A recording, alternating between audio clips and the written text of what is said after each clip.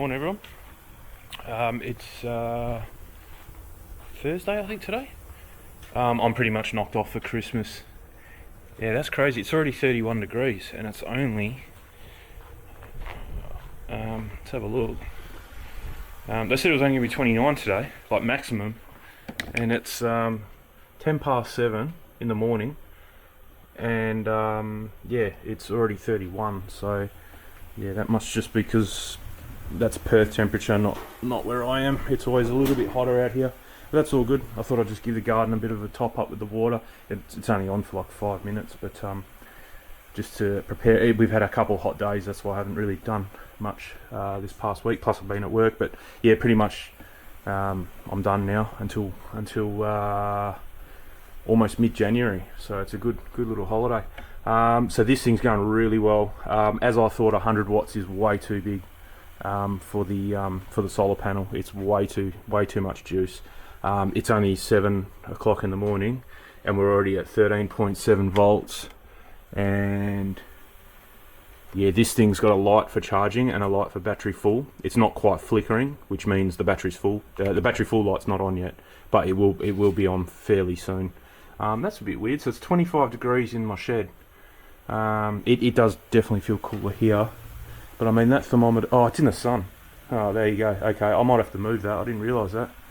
That's why I kind of put it there, because it wasn't in the sun, but at this time of the year it is in the sun, so that's why it's hotter. Yeah, it's only 25. Yeah, I thought so. Anyway, I'm going to go in the garage.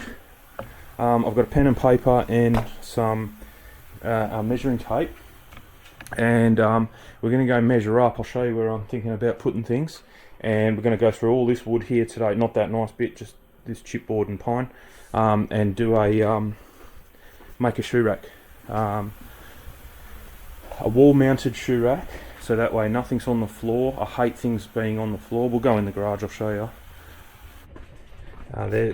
They are tomato sauce bottles, but there's no tomato sauce in there. I keep them for putting old oil in, just in case, because now that I've got I've got to change my glasses because I can't see anything. Now that I've got these quick jacks that are under this car, I've kind of told my dad and my brother-in-law and all that, if they ever want to do an oil change, come here. I did tell them that they'd have to bring a container and take the oil home with them, because I'm not interested in having in disposing of all their oil, and they were cool with that. So I said, you kind of have to take the oil home with you. I don't want it here, the old oil. So I'm just keeping some of them. I'm not going to have them too often. We don't go through that much. But yeah, every time I get a big, cup 3 or 4 litre container like that, I'll just keep them. Even chemicals from the shed that we're using, like a 5 litre bottle, I'll keep it, and then that way if they rock up here, pretty much normally what happens is you rock up here with 5 litres of oil, then I've got an oil drain container that goes under the car, and then you close everything up, tip your new oil in, and you've put all your 5 litres in, and generally it's more than 5 litres, so you often buy 2 5 litre things, so then that way you use a whole 5 litre container, and then that's empty. Then you put your old oil in and go home. So that's normally what I've been doing, and it's worked out quite well. But that was on special the other day, and that's 10 litres, and I won't be using 10 litres in one hit. So obviously I need somewhere to put 6 litres of oil, so we'll do that. But anyway, that's a different story. So shoe rack is going to go in this spot. Don't know how high it's going to go. It just depends on that wood that I've got, but I need to measure it up. The constraints I've got are that column, that conduit, and that power board. I don't think height's a constraint, because I'm going to run out of wood before I get up to that shelf, but it's going to be around that power point, I think. So yeah, it's all going to go in that area. Currently that's what we're running at the moment, and that's only for 8 shoes, and it takes up that much room. It's on the floor. They're hard to pick up with shoes, so as soon as you touch them, the shoes will fall off, and they're not wide enough. They're for like little kids' shoes or something like that. My missus's shoes fits on there, but mine don't fit in. That's as far as they go in, like here. They won't go all the way up because they're too wide. So yeah, definitely want to make something a bit better than that. These boys have just had a walk and he's conked. This one's like a battery, never runs out of juice. But when he does, he crashes big time, but he's got a little bit more energy than him. So yeah, I'll quickly just run around, measure this up. Then that way we can make the board out the back, come in here, screw it to the wall, and it should fit, hopefully. So there we go.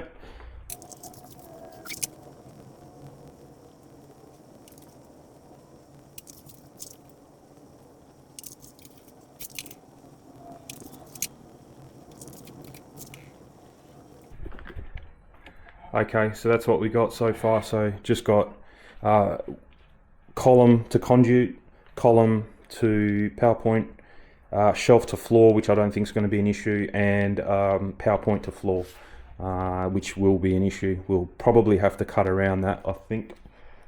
See how we go. And then I'll just have to bring some shoes with me and figure out a way. I don't want to make different sizes. I want to make them all the biggest size, if that makes sense. So so that way, yeah, my missus doesn't have like a spot for hers, and then I can't put my shoes in her spots, if you know what I mean. I want to make them all the same. So yeah, we'll do that and come up with a plan of attack. I don't even know. I haven't come up with a design. I'm just gonna lay some wood out, see what works, and go from there pretty much. I've looked at a few pictures. I've kind of got an idea in my head, but I've got no measurements yet. I'm not sure. So I'll lay everything out. Oh, the sprinklers are off. I'll lay everything out up here. I think this will be big enough to make it on.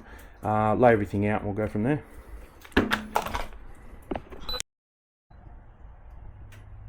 Alright, I think I've got it worked out. So I can go up to 940 wide. These two together are 900, so I'm 40 mil short, but that doesn't matter because at 900 mil that leaves enough space to go 3 wide. So no issues there, you can easily go 3 wide. If I lay them flat, so like that, bear in mind this is going to be up on the wall, so I will need a way to retain so they don't fall out. If I lay them flat, I'll get 9, 4, 8, no 3, yeah, I'll get 9, which we've only got 8 at the moment, and they're not even full, so that could work. But if I lay them on an angle, which will still work, they're not touching, I'll get an extra 3 in, so I'll go to 12. So I think I might do that. The only thing is I need another bit of this wood.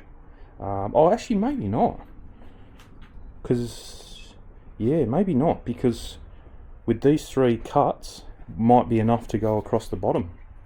Yeah, okay, so we don't need to buy any wood, and we can do it like this.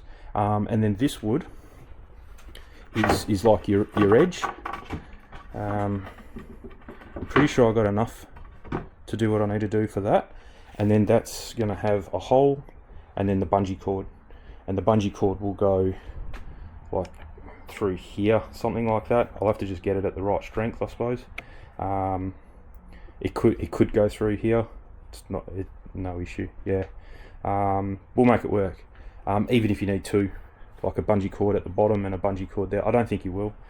You just got to get the one in the right space, in the right spot. So yeah, no, that could work. And because these boards are 2 different boards, I want to keep this one solid wood, so I'll glue, nail, and then screw from the back, so that way these 2 can't shift. You got these 3 to 4 bits of wood, 3 solid, then these offcuts will go along the bottom here. And what I'll do is I'll probably get one of the offcuts and go in the middle, and then the other 2 offcuts will go there, cut that off there, and then cut that off. Rather than have a join on this joint, I'll use a solid bit to really lock it in. This bit here is the PowerPoint, so we can't go higher than that. So I possibly could cut the chipboard off at this line, but I won't until I work it all out, the spacing and everything. Then I'll cut it off. There's no point having chipboard, and then we just put some holes here, probably three top, 3 bottom, into the wall, and that's it. There's only 6 holes to drill, and then that whole thing is going to be in the wall. But I think that'll work like that on the angle. So yeah, obviously that's the top, that's the bottom, and the shoes just slide in. Yeah, I think that's going to work. And bungee cord is probably about the best thing to retain it. So yeah, all right, I'll keep going. I'll do some more measuring, possibly gluing, screwing, nailing, and I'll get back to you when I've made a little bit of progress. But yeah, I'm not too sure. I'm pretty sure I've got enough of everything. I've definitely got screws, I've got glue, I've got a nail gun. So I think we've got everything here. We've got enough to do what we're going to do here. So all good. Okay, I think we're on to a winner here. So I got this one. I decided to use a full one for the bottom, just to really lock it in. I've got 1, 2, 3, 4 shelves. It's going to be 3 wide, so we're definitely going to get 12 pairs of shoes on there. And then I thought I was only 1 short, one of these. I only bought 3 of them. I needed 5, so rather than use offcuts and string them together, they're all going to be wobbly. I'll go to Bunnings and get 2 more of these. I'll make as much as I can. I'm going to zip down there now because it's only around the corner. So I'll do what I can just in case I need more of that as well. So that one there is going to be your side panels. Your side panel, and then 2 in the middle for the dividers, so you end up with 3 cubbies. And also that's going to have the holes in it for the bungee cord to go through. Yeah, and then I'm definitely going to cut this off. So once I've spaced all these out nice, I'll figure out where this last one is going to land, and cut it off, and then put one right at the top there, a full thing. I won't use offcuts. So yeah, that'll be good. And then pretty much, I mean, the switches are up here for your power board, so these won't be in the way because you always come in from the top anyway, so they won't be in the way at all. And really, if you can't put a pair of shoes here, so what, just put them in the next one over and put something else there, you know. All good. I'm not going to try and cut around power boards and whatever, it'll work. So yeah, so I'll get, so this one is glued and nailed in. I don't think I even need to screw it. The nails are they're going in quite nice. And once the glue goes off, it's going to be more than enough. I might just whack 3, maybe just to, you know, 100mm in, 1 in the gut and 100mm in. Yeah, and that'll just tighten up. But I don't think it even needs it. But anyway. All right, cool. So I'll get this. I'll get these 2 put in at the right spacing. Then I'll start doing that. Figure out if I need any more of that. Otherwise, then I'll just zip down to Bunnings and get 2 more bits of wood. But I'll see you after I get back from Bunnings. All right, I still haven't gone to Bunnings, but I've got it to a certain stage. Yeah, so we got 6 little cubbies. It works well. Just tested it. You can't have this too tight, because otherwise you can't get the shoes in, but it works well. I just stood it up and the shoes didn't fall out. I tried without this, and they just, as soon as you get it to a certain angle, they just fall out. So yeah, that's all good there. That's for me. I'm pretty sure that truck that just drove past, so I'll just jump inside quickly and go and get it. It's actually a 20 litre tub of fennel to clean the grass. I found out that that's probably the best stuff. So it looks like he's lost. I'm going to go and grab him. Okay, yeah, so that's just rocked up. Fennel disinfectant. Apparently it's called elephant cage cleaner to some people that know about it. I've stumbled across that on the internet. So yeah, definitely going to clean up this grass and the wee smell that we got mainly from him. Older one does it, lifts a leg and does it in the garden, but he just doesn't get it, and just squats and does it on the grass, mainly in this area. So yeah, But when we go for a walk, he lifts his leg and does it on trees. Bit funny. Just went out the front. There's a heap of smoke. You guys, sometimes for some reason the camera never picks up fog or smoke, but I can smell it and you can see it in the air. And it's just gone ultra hot too. All of a sudden the wind's changed, or the wind stopped. It's actually dropped in temperature, so 28, but it's really humid, really bad. And working under this tin roof is just not the best thing in the world.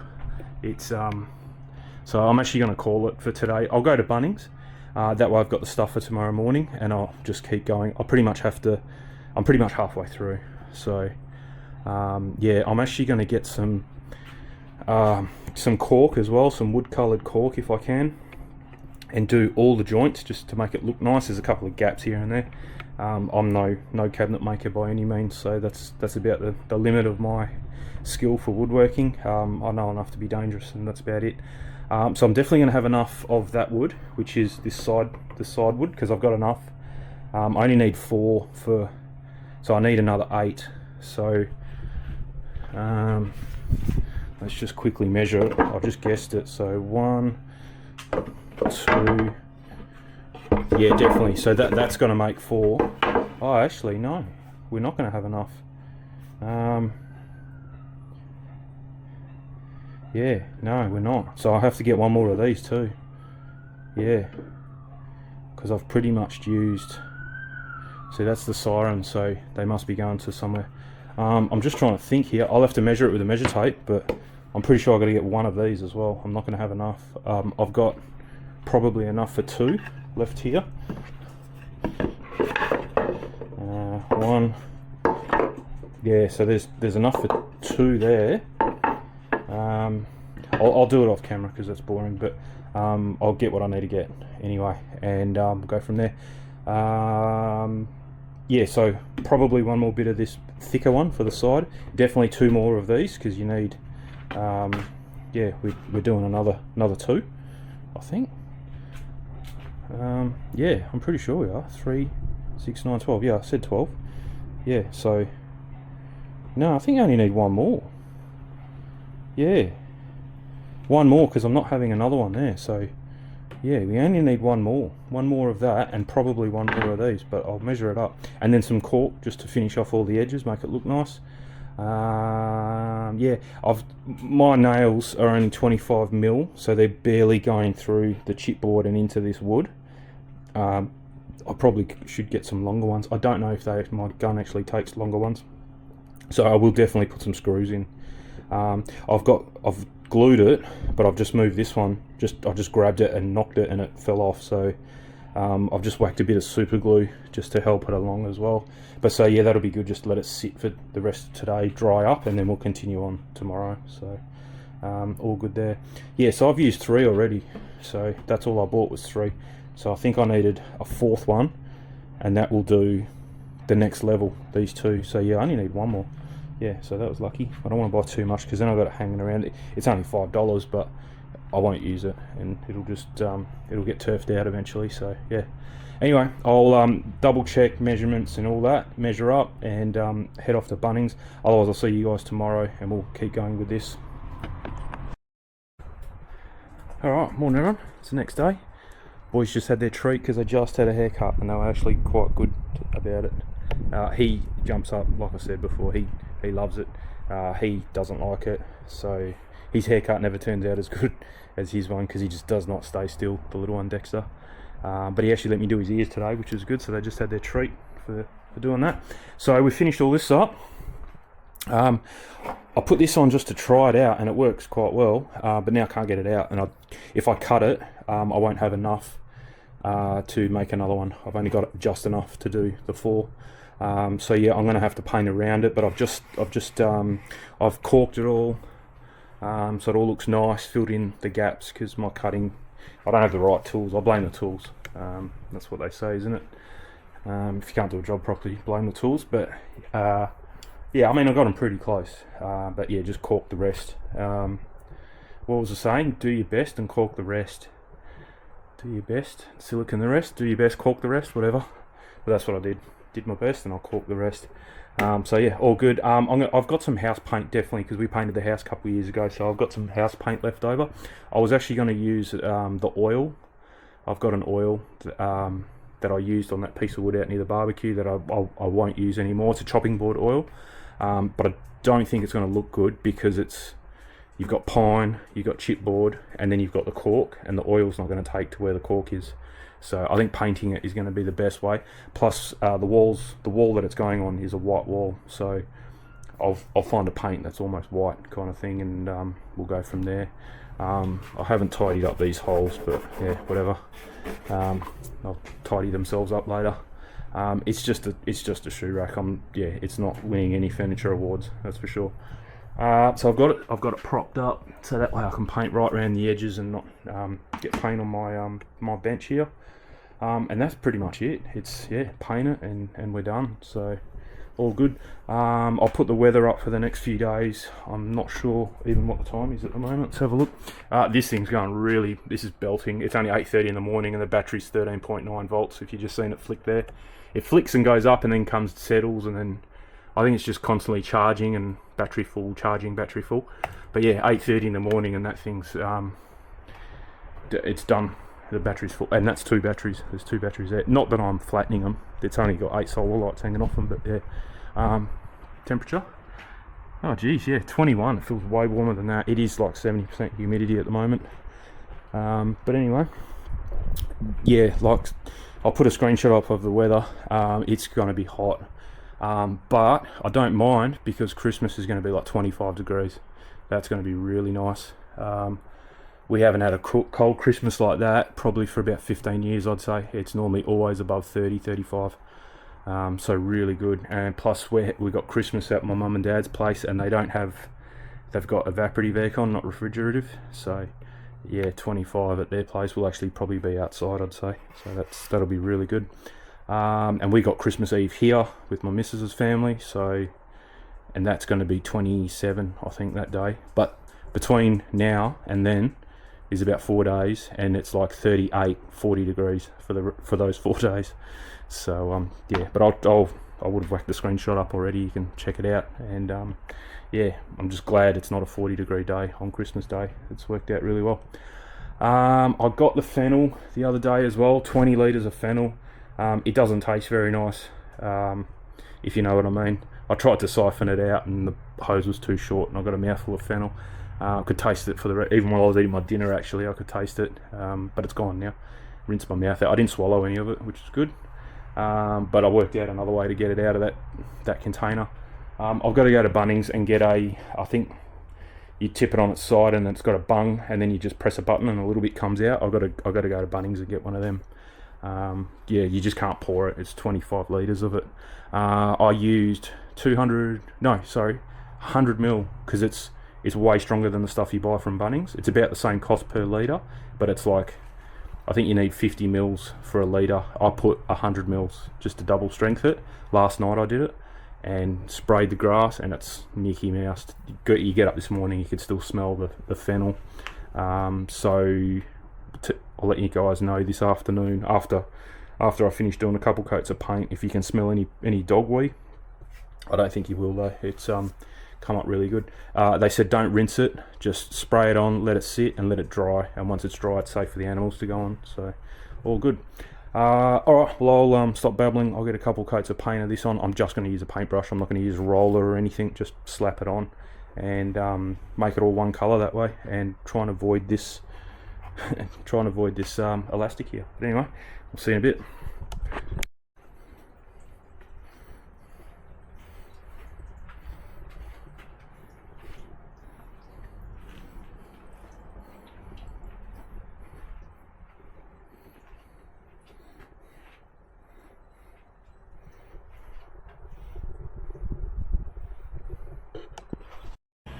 Morning everyone. So in the garage, I forgot to bring the thing down, the shoe rack. I'll go and grab it soon. But anyway, it's going in that spot just there.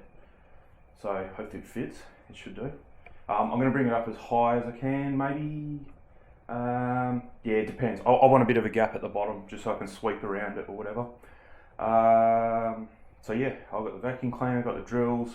what I'm going to do is put three Hilti, whatever they're called, Dynabolts. So it'll be. I actually found some more bungee cord. It's a little bit thinner, but that's okay. So I had to cut that other one off because I just couldn't paint around it. There's paint getting all over it. So I got 3 of these. They're good for 150 kilos each. So I'm not really using them for their weight rating. It's more for just spreading the load a bit, because I have got Tapcons. They're a bit too thin to be hanging the whole thing, and it's only chipboard. It'll eventually, at least this will spread the weight a bit. So I'm going to put 3 of these across the top, and then probably just 2 Tapcons down the bottom to stop it from swinging off the wall, just to secure it to the wall, and that should do it, I think. Anyway, let's get started. We'll drill some more holes. I found that sign in my travels, so I'm going to find a spot to hang that up, maybe here if it's not any wider. I think it's wider than that column. Probably doesn't matter. Yeah, no, that's cool. I might put it there. Flammable liquid. And then it says that. I don't really know what that means, but yeah. I might actually put that up the top. Get rid of this Torana one. Side transmission. Put that up there. That's better there. Then we'll put the Torana one there. Like that. Just because the edges aren't overhanging. It's higher than my head. And then I found this as well. Do not overtake turning vehicle, so that might go underneath the Torana like that. But anyway, I want to hang all that up because that's all just been hanging around on the floor here. Yeah, and that's it. That is unavoidable. I can't hang that anywhere. So that's going to stay there. It's not really in the way there, so all good. I did buy some ties from Bunnings to keep all the hoses together. Geez, I got that. That's the closest I've ever parked, I think.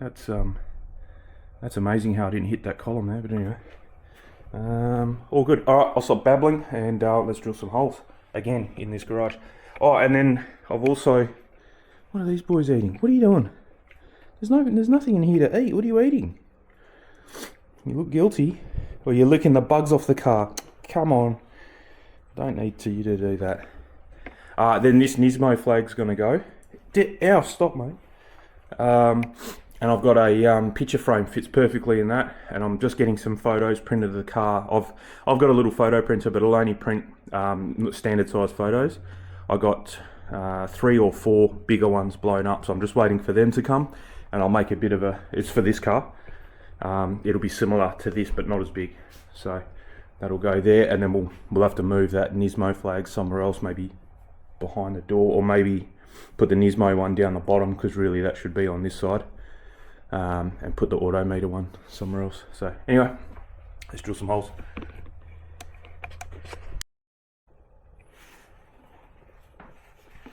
So I've worked out a kind of nicer way than just leaving a frayed end on the edge of this budgie cord. So just get a bit of heat shrink that just fits over, or you know, that it's the right size, and put it like that with a little bit of heat shrink just sticking out, so that it's longer than what your tail is. This thing's been playing up. I should have just got my heat gun. Oh, yeah, I got it on. Alright. Alright, it's on big flame. There it goes. Just be careful not to burn the rope right down the end there. So this heat shrink's got hot glue in it, so it's never going to come out. And then just trim it just, and while the glue's still hot, just press down, and you end up with a nice little end like that. And then I'm kind of using this top one as a guide to cut me about the right length, plus a bit more.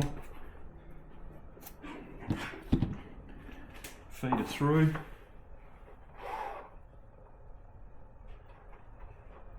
Oh, some of these holes have to be opened up, I think.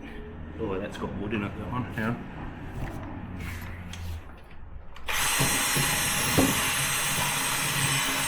Wood or paint or something. A bit of paint dried in there. I'll just do one of these on camera. There's no need do it. And I've kind of changed my plans up with the Dynabolts. I'm not going to Dynabolt it in now. I'm going to leave it on the floor, so the weight is taken on the floor, and I'm just going to use 3 right up the top so you don't see them. I'll use 3 I can't remember what they're called now, Tapcons. I'll use 3 Tapcons just so it can't fall off the wall, and then the thing's resting on the floor. I didn't really want it on the floor, but it's so close to the power point, there's no point raising it 10 mil, so you might as well just leave it on the floor. So yeah, and then tie the knot here in line with kind of that one. It's not really critical, so there's a bit of slack, but then when you got all 3 in there, they're kind of even, and it's just to stop them coming out. So yeah, no dramas there.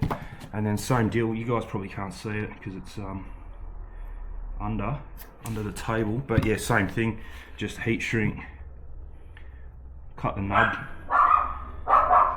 heat shrink, and shrink it up, and that's it. So I'll keep going and I'll get back to you when I'm about ready to put the Tapcons in.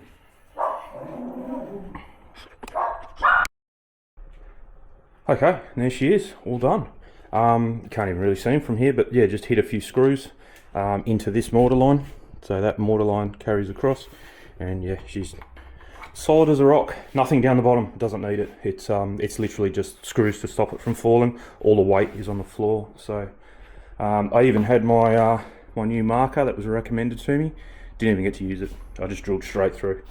So we're done. We're packed up. Let's populate it and see how she goes.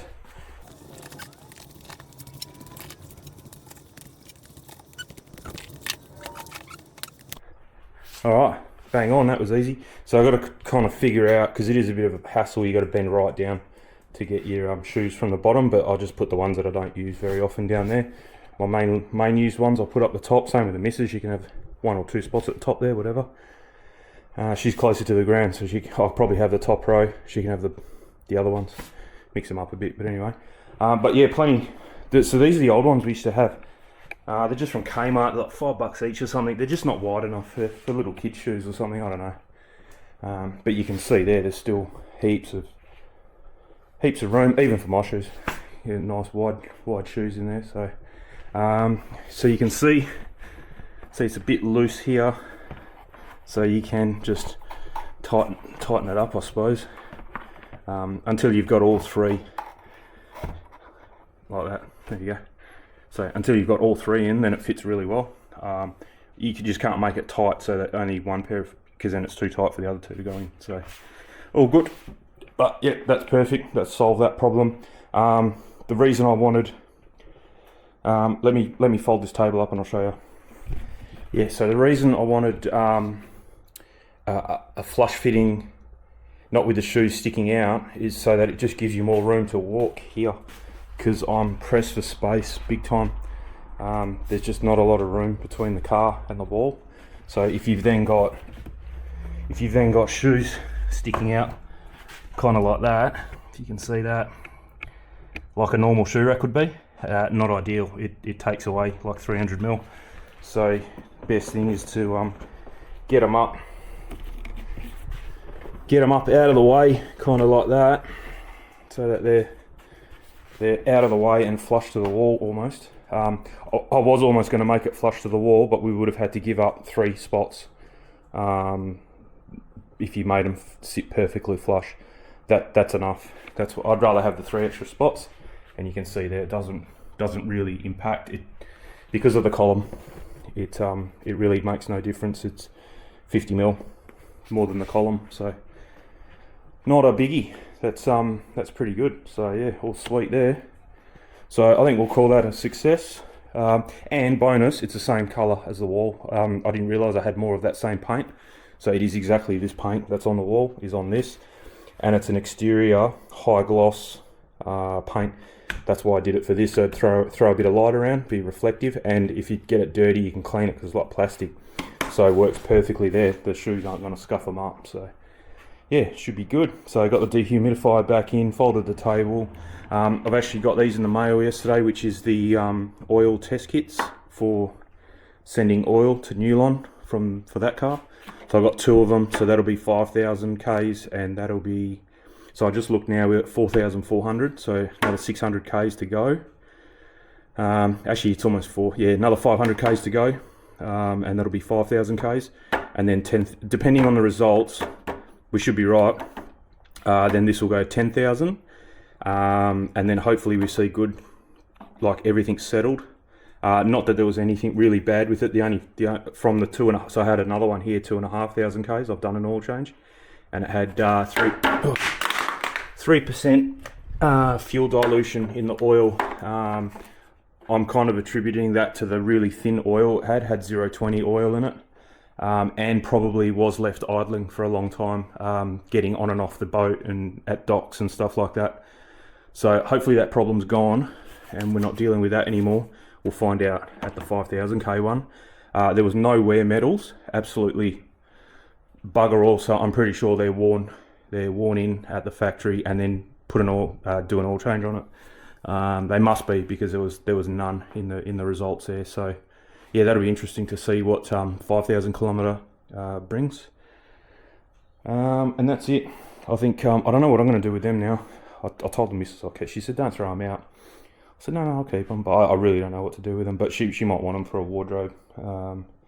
Yeah, see how we go. But otherwise, tools are there, ready to go. That's about it for today. It's going to be a scorcher. You would have seen already. Today's going to be 35, they just said. So yeah, it's going to be an indoor activity day, I think, today. There is really not a lot to do. We're kind of, you want to go for a walk? All right, I'll take you for a walk. Yeah, there's not a lot to do in here. I'm kind of up to date with things. It's my missus's last day at work. My last day at work was the other day, so her last day's today. So we kind of got a bit of time off before Christmas to really catch up on things. But yeah, it's really we're good to go kind of thing. We've kind of prepped ourselves pretty well, I think. Obviously got to clean the grass. There's a few landmines there, but that fennel spray, the industrial strength elephant cage cleaner, that works really well. It was hot yesterday and humid and no wind, and I've smelt nothing. So yeah, we'll see how long it lasts. Should hopefully get more than a week out of it, but we'll see. But yeah, I am going to do that video soon. I'm waiting for a cooler day, because you really don't want to. I've actually been doing it at night time. Spraying it at night time, that way the dogs go to sleep and it's got the whole night to sit on the grass, because it says don't rinse it, and you don't want them walking on it either, because it's pretty strong chemical. So yeah, so I've been doing it at night time and then go to bed, and then by the time you wake up in the morning, it's had all night with no sun to evaporate it, and it's had a really nice long time to sit on the grass. And then you wake up in the morning, it's dry, the dogs can go on it, so it's no dramas there. But obviously filming the video, I'm going to have to do it during the day.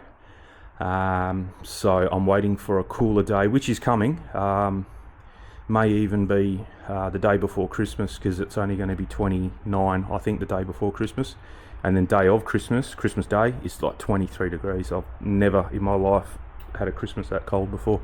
So that's going to be quite nice. So yeah, it might be one of those. It will have to be one of those days. I will be doing it. I don't know if I'll film the video, but I will be doing the grass at one of those days, because we've got everyone coming Christmas Eve here, and I really don't want to smell dog wee smell. So yeah, that'll definitely happen. So all good. I think we'll sign off there, and this might be the last video before Christmas. So have a good Christmas if you're into it. I've got to bring the bins in, because we haven't done that yet. So yeah, have a good Chrissy, have a good break. I'm probably going to have a break myself. I don't know, apart from making that light out of that nice bit of wood there, I don't know of anything else that's really going to pop up. Plus we're going to have time off, so me and the missus will be doing a few things. I won't be doing much around the house. Like I said, we're up to date anyway, so yeah, should be a nice break. And we'll get back into it probably probably January. I've got the rest of that week off. I think Christmas is on Tuesday or Wednesday or something, and I've got the rest of that week off. So yeah, might start on that light and start getting into that. I'll have to to buy the light and the channel that the light sits in with the diffuser. I want to do it properly. I don't want to just stick some LED strip light to it and you can see the LEDs. I really don't like that. I'll probably use the same LED strip that I've got underneath the bar there. It's like a neon, you can't see it's like a strip, a cob strip or whatever it's called. So I might use that. I might get the real chunky one, the 12 or 15 mil one, and then just route a little groove in it to sit in. And then if you do use that strip, you don't need a diffuser because it's like a neon strip. It's a continuous. That's why I've got it for that. There's no hot spots. It looks really nice. So yeah, I might do that. Obviously not going to make it dimmable. I want it as bright as, and it won't be the warm white color either. It's going to be the white daylight 6000 Kelvin color, I think, 5600 to 6000, whatever they come in. I don't know. I don't even know where I'm going to get it from, but yeah, I'll have to just try and find the brightest that I can. And I obviously don't want to recess it too much in because then you've kind of got it. You're directing the light too much. I want it to be just flush with the wood, so that way it spreads the light really nice and lights up the whole bench and a little bit past it and beyond it. Yeah, I was actually thinking of putting somehow, it wouldn't look right, it's not the right fixture to do it, but I was actually thinking of putting some spotlights that you could move around, some LED spotlights that you could move around, like on top or underneath, that you could angle. That way when you are working on the car under the bonnet, you can kind of turn that light on, it lights the bench up, and it's got some really bright LED spotlights to throw light into the engine bay, because all my lights are above, so when you've got the light open, when you've got the bonnet open, it casts a shadow. It's quite dark under the engine bay. You need another light. So that's why I was thinking that would be a good spot if you hang it low enough and then put two big spotlights on either side. Not big, just bright. So just some, like, I don't even know if you can get ultra bright, but anyway, it might look, it's not the right light fixture after I kind of thought about it. You wouldn't want to make it out of that nice wood and then go hanging extra stuff off it. It wouldn't look right. So yeah, I think we'll leave that. That idea anyway. I'll definitely put the LED strip underneath, but don't worry about the spotlights. I might do something else with them. I've got so many lights around the house. I've got like a torch fetish kind of thing, so I really need to bite in his ear. Dex, stop it. Yeah, I've got like something about torches and lights. I've got plenty. So yeah, I'll have to not worry about that, I think. And also when I use that quick jacks, I'm kind of not in the spot where the car is, if you know what I mean. So when I do use those quick jacks to do an oil change or whatever, I'm not going to be here. I come in on an angle, I take both cars out, and then, like say I'm doing this car, I'll bring it in and park it on an angle. It just gives you more room to walk around. And also my toolbox, I wheel down from the shed and it stays here. I just put it there, toolbox stays there. So the tools are right there, and then if you bring the car in on an angle, the bonnet's right here. So really I've got this really bright one here, and I've got another one there, and then you got these lights above here. So there is kind of enough. Plus you've got this door open behind me here. This door will be open because your toolbox is there. So you got all the light flooding in from there. So you probably don't need extra light just there, just because it's such a concentration. So yeah, it's probably pretty good. But yeah, if you were going to do an oil change in the position that it's in, you can see it's a little bit dark. I mean, even that light that's up there, when the bonnet's open, that doesn't shine in the engine bay. I really should have put that light in this corner somewhere to come in on the angle. But yeah, anyway, doesn't matter. Like I said, nothing happens there anyway. I've just bought some. They should be here by the time we do the oil change. We'll do it at the same time. I've actually got. I don't even know where it is. I think it's in the box in the shed for this car. I've got. I bought a heap of crush washers, and I've got a magnetic drain plug to go in as well. So that way, if there's any metal particles in the oil, it sticks to the drain plug.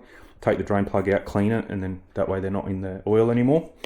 And I also bought some K&N air filters for it. Apparently it increases the horsepower by about 10 horsepower. So not that it needs any more. It's plenty fast enough, as the speeding infringement fine that I got in the mail the other day justifies. 10 days after I got the car, I think it was. Yeah, 10 days after I got a speeding fine. I only just found out about it the other day, came in the mail. But anyway, it wasn't a fast one. I don't do stupid things in it. It was only like 7 k's over the speed limit or something.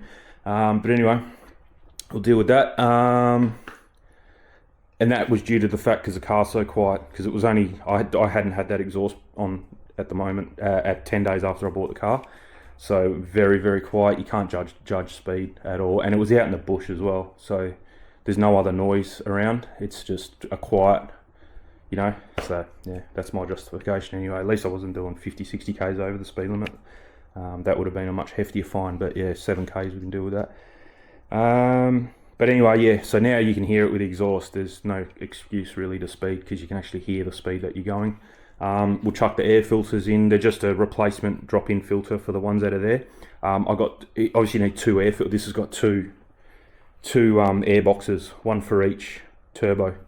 So you need 2 filters. So I've got 2 filters coming. They're both the same. And I've got an oil kit and a cleaning and re-oiling kit. It's one kit, so that way, because I'm pretty sure they'll come dry. You need to spray it with oil. You don't want to spray them, you don't want to drench them in oil. You only want a little bit of oil. And then I had it in the Torana, the K&N as well. The Torana wouldn't matter because it doesn't have mass airflow sensors and stuff like that. So that didn't matter in that car, but I let it sit for a day. This car's critical. I would definitely let it sit. I don't know if it says it in the instructions, I can't remember, but I would definitely oil it and let it sit for a day, even 2 days, and let that oil really sink into the filter. Because what you don't want is when the air goes through the filter, you can get a drop of oil, and if that drop of oil hits the mass airflow sensor, which is like a needle point, just in the airflow, and what it does, I think it passes some electricity through it and it heats up that tip of the needle. And the hotter it is, that means it reads the temperature of that needle, so it passes electricity through it and reads the resistance or the temperature. I'm not too sure. So if you get and obviously the faster you press the accelerator, the more air is going over it, which means it needs to provide more power to keep it at that temperature. So that's how it knows at a certain amount of resistance or power that it needs to put in to keep that temperature. That's how it knows how fast the air is traveling over it, and that's how it does all its calculations for how much fuel then it wants to put in. It knows how much air is going into the motor by that little thing. You can get a drop of oil on the tip of that, and that sends that just stupid. You'll get check engine lights and stuff like that your mass airflow sensor is not working. So yeah, definitely don't oversaturate it with oil, and definitely leave it for at least 1 day, but maybe even longer if you can. So before you put them in, or actually you can put them in, just don't drive the car straight away. So yeah, so that's probably what I'll do is I'll do the oil change, and then leave it, and then put the car in this spot. Make sure I'm not going to use it for a couple of days, and then when it's off the ramps and in its spot that it's not going to get left in for a couple of days, then I'll do the air filters. But I mean, even if you were to do it on the ramp here, and then I think just reversing it and then putting it here for 2 seconds at idle speed, I don't think you're going to have a problem with that. It's when you really start getting into it and getting that real fast airflow, and then it drags a drop of oil out, and that drop of oil has to hit a pinhead. It doesn't happen every time, but it can happen. That's what I've heard anyway. So yeah, all good. So that's going to get faster, hopefully. I don't think it will. I like the idea of a K&N because you never have to worry about buying air filters again.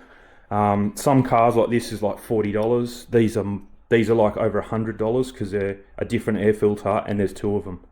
So for something like this, it makes sense. If it was for this, I wouldn't even bother. We used to have an SS which had the same airbox design as this, and I didn't bother with it because a paper filter was $20 or $30 back then. So you just put a new one in and you're done. But for this, there's 2 of them, and they're not an Australian one, they're a Japanese one. So I've priced them. It's over $100 for 2 paper air filters. So you might as well buy the K&N at almost $200. Oh, actually, it was $200 including the cleaning and the oiling kit, and never buy another air filter ever again.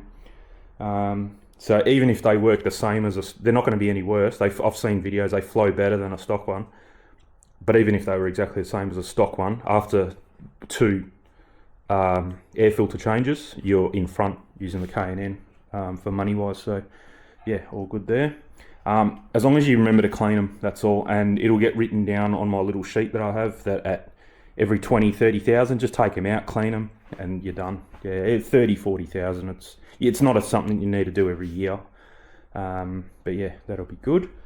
They reckon you may even hear a bit of turbo noise as well, so that'll be pretty cool, because they're just a bit more free flowing and you can hear the turbo. The paper really sucks the noise of the turbo out of it. I've actually noticed that the last few drives that you can start to hear the turbos spool up. So I don't know if the turbo's freeing up a little bit, or I don't know what it is, but you can actually start to hear the turbos now. So all good. I rang up the dealers yesterday. I rang up every single Nissan dealer within a 50 or 60 kilometre radius of me, asking them to turn off the active noise cancelling and the fake engine noises. And 2 of them I pretty much hung up on. They were just useless. They were trying to tell me that there's safety features and they can't turn them off or won't turn them off. And I was like, they're not. They're just this. And this is the receptionist on the phone. She's got no clue. Didn't even go and ask one of the guys out the back or anything, one of the mechanics or anything. So yeah, pretty much hung up on them. The only one I got some sense out of was the one I actually bought it from, and that was the first one I called. But she said the guy that deals with that stuff is not in. He's not back until Tuesday, which is Christmas Eve. So a bit weird that he's on holiday now and then he comes back to work on Christmas Eve. But anyway, so yeah, I'll give him a shot on Christmas Eve. She hadn't heard of it, but she talked to someone and they said, yeah, Bob knows all about it, but he's not back till Tuesday. So yeah, that's the only. I'm trying to get him to do it for free because I've seen it on YouTube. It's a 5-minute job. It's literally connect a Nissan computer that has Nissan Connect software on it to the OBD2 port and go to a menu and literally hit 2 buttons with the mouse and disconnect it and you're done. Apparently it makes the stereo sound better. I'm over the fake engine noise. I'm not interested in that anymore. I don't need it because I've got the exhaust. You can barely hear it anyway, so yeah, definitely want to get that turned off. The noise cancelling, everyone reckons it doesn't make it. It's a noisy car. There's no point. It's not going to cancel the road noise and the exhaust noise out now, so might as well turn that off. And then that way, if this stereo doesn't do what I want it to do, I can change the sub if I want to with the JBL boot one, spare tyre sub, and I've already got everything turned off that way. I can just take it to the stereo shop and tell them to. I'm not doing it. I really don't want to do it. I don't know how to tap in. I know it's easy and I could probably learn, but I really don't want to go pulling the car apart myself without the correct trim tools and stuff. And you have to run a power wire from the battery, which is on that side, all the way to the boot as well. And I don't want to do it. So I didn't do it with this car. When I first bought this car, this has got, I don't know, it's got tweeters in the pillar they put Alpine splits in the door. So there's a mid-range and a mid-range in the door and pillar in the tweeter in the pillar. So they had the pillars off, the door cards off. Door cards off both back doors because there's some 6-inch speakers in there, 6 or 6.5-inch coax in the rear, and then it's got a sub P3 punch P3 Rockford Fosgate sub in the back. The only good thing about this car is the battery's in the back, so the battery's right there, and the amp, it's got a 5-channel amp underneath the passenger seat, I'm pretty sure. But yeah, I didn't even do this car. I know I've had the door trim off this car. It's not hard. When I was looking for that noise in there, it's not hard, but I didn't even want to do it to this car, and there's no way I'm doing it to this car. So you can kind of see what I mean. It's not perfect. It's rough. The paint's shit. Yeah, I just can't be bothered. I get like 2 hours into a job and then just can't be bothered and rush it. And I know exactly what's going to happen. And then I'll short something out and I'll cause more damage and more cost to fix something than it would have taken to take it to the professionals, drop it off in the morning, pick it up in the afternoon. So that's the whole reason I didn't do that. So I'm definitely not going to do this. If it was as simple as the wires are already in the back, you can just use the existing wires and then change it and then go, no drama, I would do it. But not when you got to start pulling off door cards and kick panels and things like that to run more wires. And then you don't put a fuse somewhere, you burn the car down, they find out why it burnt down, and you've lost the car and you're not getting any insurance for it. So I really can't be bothered, and that's all that runs through my mind when I'm doing things like that. So yeah, I can't be bothered. So it's not going to happen, pretty much. I'll just get the pros to do it. The same guys that did this car did I did the Torana, because the Torana is very easy to work on. It's like 4 screws and a door code comes off. There's no clips or anything. So yeah, the same guys that did this car did a really good job on this. The only thing they stuffed up, and I did tell them about it, but I really don't care, is when you turn the headlights on, it makes a buzzing noise, and it's not loud, it's not super loud. You kind of turn the stereo up and it goes away, but if you're just listening to it at like a really low volume, you can hear it. But I really don't drive this car enough at night time to even worry about it.